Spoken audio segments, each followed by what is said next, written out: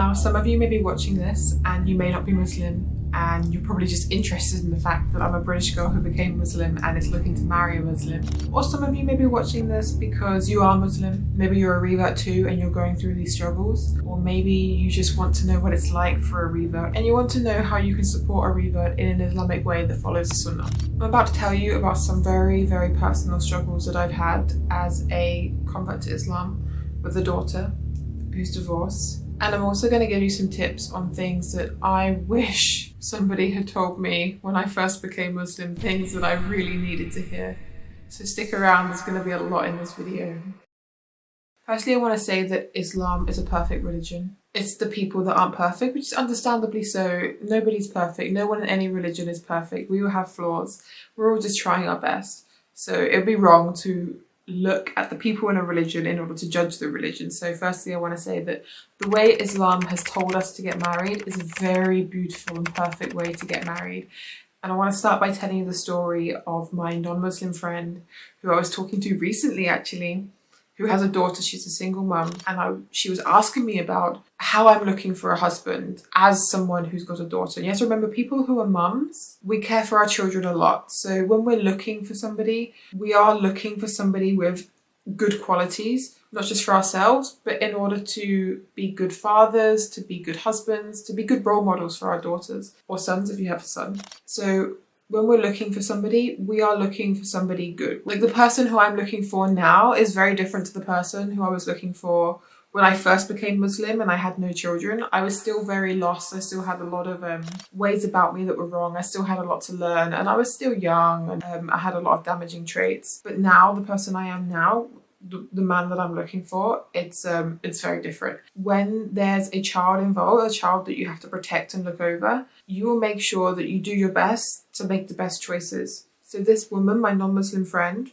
she wants to get married. She asked me about how I'm looking for a husband. And I explained to her the way we do it Islamically. And as a revert, it's not really the exact same as someone who's born into a Muslim family. As if you're born into a Muslim family, you automatically have a wali who's a father or a brother or even an uncle, and I don't have that protection. So I explained the way that I'm looking for a husband, and I said that I'm looking to be introduced to somebody, and in modern days, sometimes it's online, sometimes it's in person. And when I'm getting to know that person, it's very important that we don't overstep boundaries, doing things like touching or making sure things are in public. There are a lot of boundaries we have to be careful about overstepping. I said this to her, she said, "That's really good actually, that's actually really good." I was like, yeah, you know what, it is really good, because you can actually get to know somebody, who they are, without the lust side. And it's always a battle, right? There's always going to be lust. It's so hard to battle against that. And then I explained to her the situation of the wali,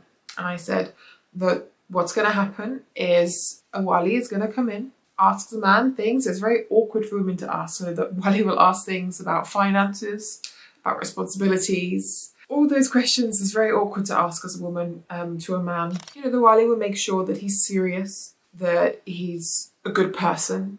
The wali may even go out and look for character references from maybe the local imam of the guy's area or family and friends. And when I was telling my friend this, she was like, "Oh my God, I need that in order to protect me and my children. I need that." I was like, yes, it's the perfect way to do it. She was just so stunned by the process that we have on getting married that she was just like, why doesn't everyone do this? And it's true, in order to protect ourselves and our children, it is an amazing way to do it. And there are so many things Islamically that we do when it comes to marriage that are very different to the Western way. And I strongly believe that what's prescribed to us in the religion is the perfect way to do it. Now, it's not to say that the people are perfect. There are a lot of struggles. Oh my God, there are a lot of struggles as a revert trying to get married that are just, oh my God. The International Open University, founded by Dr. Bilal Phillips, is one of the world's leading Islamic universities online. They have a blend of programs that combine both authentic Islamic education and modern subjects, things like Islamic studies, Arabic, business administration, Islamic banking, psychology, education and information technology. It's great because you can study anywhere, at any time. You can get an accredited degree at a very affordable price. I personally love studying online. I can carry on working. I have a daughter, I can carry on mumming. There's so many things I can carry on doing, and I can also study as well. I absolutely love studying online, and it's such a great university. They have so many great subjects, and it's authentic Islamic education. I can't emphasize how great this university is. If you're interested in any of these subjects, then I highly recommend signing up. Admissions have actually already started. The link is in the comments and the description. And if you sign up now, you can get 10% off. If you sign up before the 1st of March, you get 10% off. Already great prices. You can get 10% off using my link. So guys, please try it out. Let me know in the comments how it is. I personally use them and I think they're great. Back to the video. The first thing, number one, if you're a revert and you're trying to get married, you have to get a wali. You have to get a wali. It's difficult, but you have to find somebody, a local imam or a brother who has amazing character that you trust. You have to, it's so important. And if you don't know where to go, where to get one, message me on Instagram. Just find my Instagram, Aisha Rosalie, and message me. It's so important. If you don't get this, then things can go wrong very quickly. We can fall into like this lustful state and just marry for lust and not think in our right minds.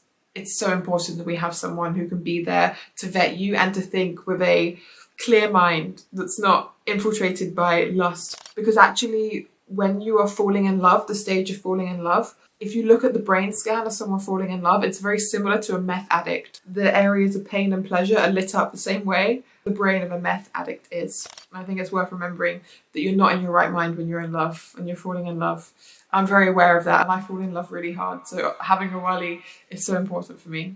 So please, if you don't have one, message me. Some men may take advantage of the fact that you don't have one. So that's a struggle for a revert, is we don't automatically have a wali. And I just can't stress enough how important it is to get one. The second struggle as a revert is one that I wish I didn't have to say, and that's the intercultural marriage. I am somebody that loves other cultures. As you may know, I speak Urdu, I speak Arabic, I speak Bahasa Indonesia, which I'm not that great at, but I've been learning for a while. I know a lot about other cultures. I cook different cultural foods. I just embrace cultures and I love people from other cultures. But since my divorce, I have been trying to get married. I took around maybe a 6-month or a 9-month break. I mean, it's been nearly a year since I've been divorced now. So I took around a 6 or 9-month break, and then I started looking for a husband again. In that time, I did a lot of personal work, so much personal work, in order to get over all that had happened, to make myself a better person, to realize all my flaws, and to become better and where things went wrong. And I have been talking to people again. I have been meeting people. There was somebody who I was supposed to get married to, and you know, we were talking and he promised marriage, and we met quite a lot of times, and my wali approved of him. And when he told his parents, it really didn't go well. It really didn't go well. And I don't want to give the ethnicity of this guy because it will paint that culture in a bad way. But just know this happens in lots of different cultures. But when he told his parents, they actually blocked him and they refused to speak to him until he stopped speaking to me. So this is probably sounds very scary to you, but this is what happened. And this is actually something that happens. It's happened to my friends. One of my friends was speaking to a guy who she was supposed to marry, was going to marry him, and his mum said that she will go on a hunger strike until he stops speaking to her. And I don't want to scare you if you're a new Muslim or Riyadh, because there are plenty of families that are not like this, but they do exist. And I think there are a lot of families that are really scared of inviting somebody who's not from their culture into the family. And I get the concerns, but more needs to be done by the Muslims who are born into these countries. More needs to be done to get rid of that racism. And number 3, being divorced with kids. Being divorced with kids is, to a lot of people, it's not an ideal situation. A lot of boys you meet, and I'm saying boys here, will not like the fact that you have kids and you're divorced. And a lot of men as well, actually, I shouldn't be patronizing. A lot of men as well, they won't like that. And that's preference, you know, everyone to their own. Like, I don't judge that. You can completely, if that's what you want, then go for it. If you don't want someone who's married with kids, then don't go for it, because it's a big responsibility. You have to be 100% into it. And so there's a whole nother struggle that comes with that. And I get a lot of people sending me dating profiles of their sons, and it will always say in them things like, will you marry a divorced woman? No. And it always makes me cringe, but you know what, it's a preference. But the Prophet Muhammad sallallahu alaihi wasallam was the greatest of men, from the greatest of men, is the greatest man. He married Khadija radiallahu anha, who had kids. She had kids and he accepted them as his own. And he had other wives as well that also had kids. And when people like non-Muslims look at the polygamy of Prophet Muhammad sallallahu alaihi wasallam, they sometimes forget, one, that Prophet Muhammad, peace be upon him, was in a monogamous relationship with Khadija for 20 years. It was just him and her. And then when she passed away, radiallahu anha, he then had other wives and then was in a polygamous situation. And most of the women that he married were divorced and had kids, were widowed, were women that sometimes were actually known to be ugly in society and sometimes were known to be beautiful. He married from the kindness of his heart and not for lust. It's really important to remember that. So yes, it is a struggle being divorced and having kids, but it shouldn't be a struggle because there are pious men out there who have the means to support and they want to support the vulnerable of society.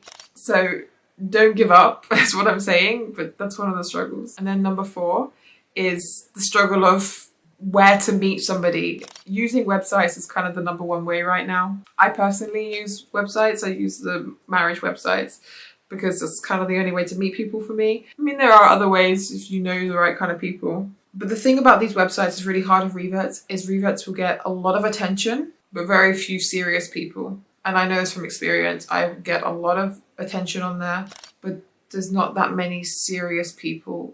And from the experience I had with this guy and his family rejecting me, you know what? I've probably been rejected by every Muslim family when it comes to marriage ever. So it happens to me a lot. Without ever meeting me, by the way, or even knowing my name, just the fact that I'm a revert from UK. But here are some things to look out for to know that somebody is good, that somebody is serious, and they're the right person. These are the tips that I wish I was given when I got married the first time. Things to look out for. These are the green flags. Someone who prays, very important. Prays, shows piety, kindness, pious actions, goes to the mosque, all things like that. Just someone that you can see cares about their religion and prays. Someone who's responsible, someone who's mature, I think is very important to look at their timeline, look at the kind of person they are. Are they responsible? Do they have responsibilities? Do they shy away from responsibilities? I think it's really important to look for someone who can stand up against the storm, who has responsibilities and will fight for their responsibilities and won't just run away when things get tough. So look into their life and look how responsible they are. Someone who's caring is really important. You don't want someone who is shut off. It's just shut off from you and the world and their emotions. You want someone who's caring. So look out for someone who shows that they care. How do they interact with people? How do they interact with even nature? Or just find ways to have a look to see if they're a caring person. For me, I always look for the way they talk about other people in their lives, who they care about, the kind of things they say about them. I think that shows how caring someone is sometimes. Another big one is, how do you feel when you're around him? Do you feel safe? Do you feel like he listens to you? Do you feel like you can be yourself? You can be free? This is really important. How you feel around someone is really important. So I always, when I meet someone, when I come back from that meeting, I will check in with myself and I'll really think, how did I feel around that person? And in order to know what somebody's like, look at their priorities. What does he prioritize? How does he spend his day? When you're having conversations, what does he talk about? If you can look at the priorities and you can look at the way someone spends their time, that's the best way to find out what someone's priorities are. Look at the way they spend their time. And once you know what his priorities are, you can get a judgment of whether you feel like he's a good guy or not, whether you feel like you have things in common, which is important, but it's not the be all and end all. And I think something that I've been told, which was really good advice, it's not about finding the perfect person. It's about finding someone that's good enough. And I know that doesn't sound romantic, and I'm so sorry to not be romantic, because like the Western standard has always told us like one day you're going to meet someone and fall in love and you're going to know it's right. But honestly, if you meet someone that's good, that's a good person, that's willing to grow, that's open-minded, has great qualities, maybe you guys don't have everything in common. Maybe you have different personality types. That is okay. You're not going to meet someone that ticks every single box. Meet someone that's good enough. I'm sorry for not being romantic. But yeah, that's my advice. And inshallah you found goodness in this video. And thank you guys so much for watching. I pray that if you're looking for someone, you meet someone, inshallah. And if you're a revert like me going through these struggles, I am so sorry. It's so difficult, and inshallah you'll meet someone as well. Thank you guys for watching. Assalamu alaikum.